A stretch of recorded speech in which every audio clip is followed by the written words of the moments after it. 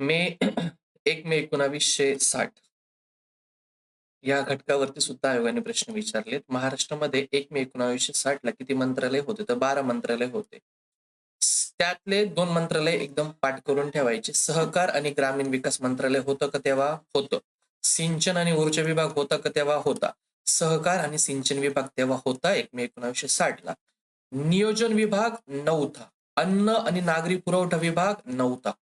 1 मे 1960 ला कोणते विभाग नव्हते? नियोजन विभाग नव्हता. अन्न नागरी विभाग नव्हता. सहकार आणि सिंचन विभाग होता. टोटल किती मंत्रालय होते? 12 मंत्रालय होते. गोविंद वल्लभ पंत समिती आहेत 371-2 नुसार महाराष्ट्र आणि गुजरात यांच्यासाठी तिने विशेष तरतुदी केल्या होत्या. तर महाराष्ट्र आणि गुजरातसाठी विशेष तरतुदी करणारी समिती कोणती? तर गोविंद वल्लभ पंत.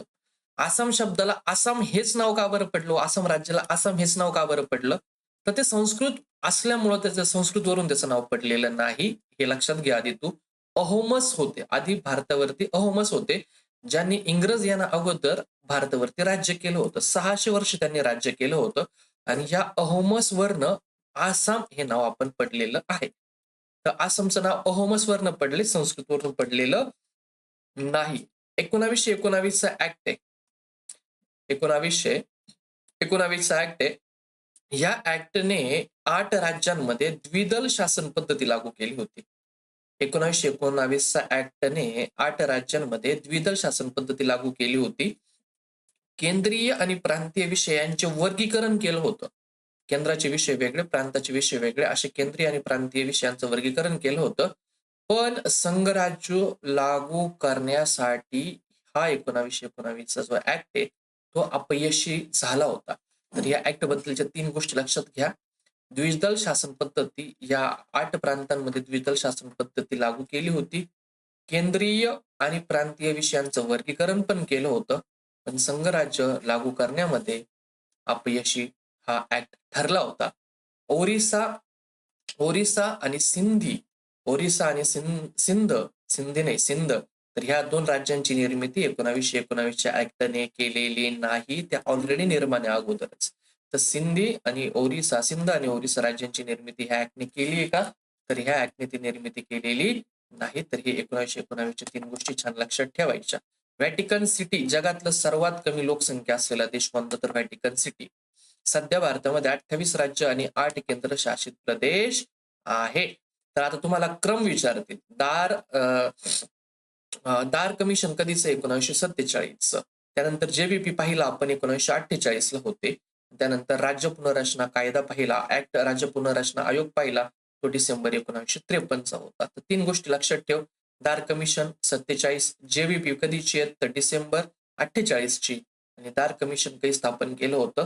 तर डिसेंबर 53 मध्ये स्थापन केलेलं. हे 3 पाठ झाल्यानंतर पुढचा मुद्दा पाठ करायचा तुला, की अकोला करार कधीचा आहे? तर ह्या दोघांच्या मध्ये अकोला करार टाकायचा आणि या दोघांच्या मध्ये नागपूर करार टाकून द्यायचा. तर हे क्रमाला विचारतात. असं क्रम लावा असं तुम्हाला ते सांगते.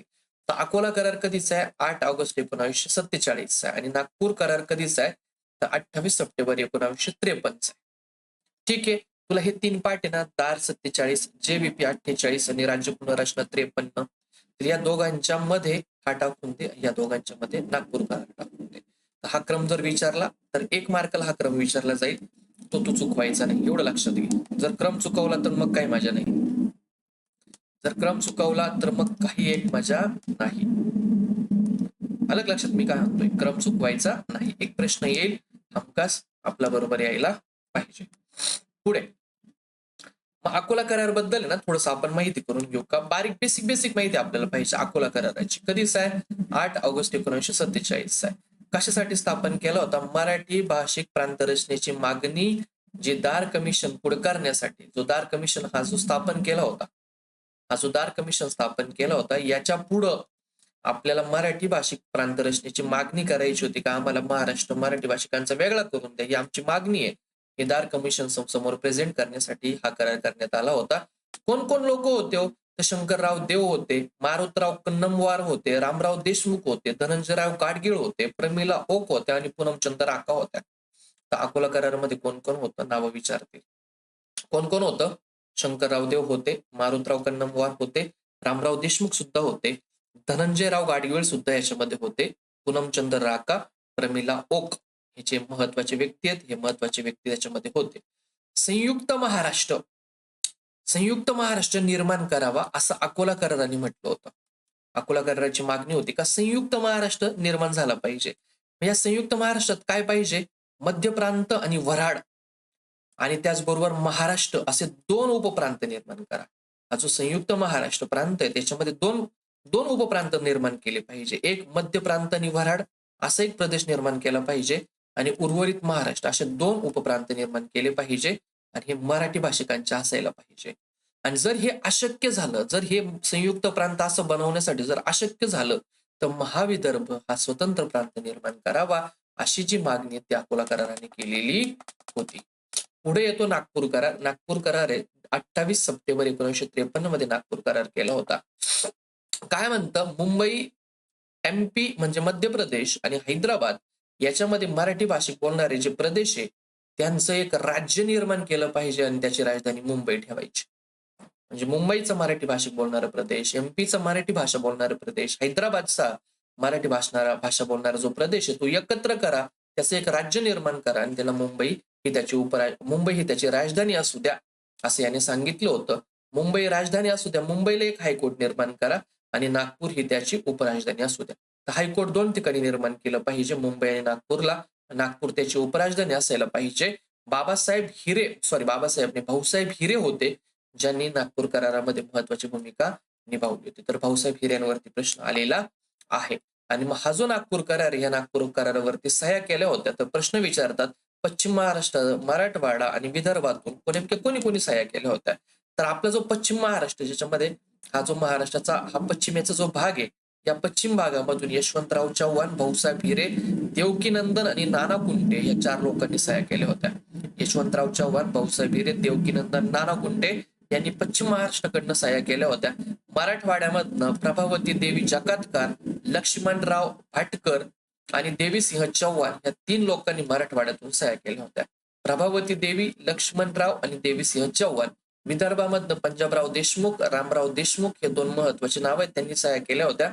गोपाळराव खेडकर आणि शेषराव वानखेडे यांनी देखील सह्या केल्या होत्या. आता पाठ काय काय करायचं. पश्चिम महाराष्ट्रामध्ये यशवंतराव चव्हाण आणि भाऊसाहेब हिरे यांनी सह्या केल्या, ऍटलिस्ट हे 2 पाठ करा. मराठवाड्यामध्ये प्रभावती देवी आणि लक्ष्मणरावांनी सह्या केल्या, हे 2 पाठ करा. विदर्भामध्ये पंजाबराव देशमुख आणि रामराव देशमुख यांनी सह्या केल्या होत्या, ऍटलिस्ट हे 2 पाठ करा. हे पाठ झाल्यानंतर मग खालचे लक्षात ठेवायचे. सर्वात प्रमुख कलमानुसार हा जो करार झाला होता, हा जो नागपूर करार याच्यातलं सर्वात महत्वाचं जे कलम आहे त्याच्यानुसार विधानसभेचं दरवर्षी नागपूर येथे एक अधिवेशन घेतलं पाहिजे, हा त्यातला एक महत्वाचा कलम होता. हा जो करार आहे या करारातला महत्वाचा कलम असा आहे की नागपूरमध्ये ऍटलिस्ट वर्षातून एकदा अधिवेशन घेतलं पाहिजे. द्विभाषिक मुंबई राज्याची स्थापना कधी झाली? 1 नोव्हेंबर 1956 ला मुंबई आणि गुजरात अशी 2 राज्य एकत्र करून द्विभाषिक मुंबई राज्याची स्थापना झाली होती आणि त्याचे सीएम कोण होते? तर यशवंतराव चव्हाण हे त्याचे सीएम होते.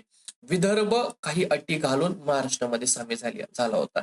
परीक्षेला प्रश्न येतो खालीलपैकी कोणता भाग आहे जो महाराष्ट्रामध्ये काही अटी घालून सामील झाला होता? तो विदर्भ येतो. द्वैभाषिक बॉम्बे राज्याचं विभाजन राज्य पुनर्रचना अधिनियमाद्वारे झालेलं आहे. द्वैभाषिक मुंबईचं विभाजन कशानुसार झाले असा परीक्षेचा प्रश्न आहे. तर मुंबई राज्याचं विभाजन राज्य पुनर्रचना जो अधिनियम आहे त्या अधिनियमानुसार याचं विभाजन झालेलं आहे. अशा प्रकारे आपला संघ आणि त्याचं जे राज्यक्षेत्र हा चॅप्टर आपला संपतो. याची छानपणे रिवाइज करा. लेक्चर एकदा नाही 2दा 3दा लेक्चर बघा. नोट्स मधल्या महत्वाच्या गोष्टी पाठ करा आणि एकदा नोट्स झाली की मग याचे PYQ सॉल्व्ह करा. किती बरोबर येतात, किती चुकतात याच्यावरती काम करा. Thank you so much.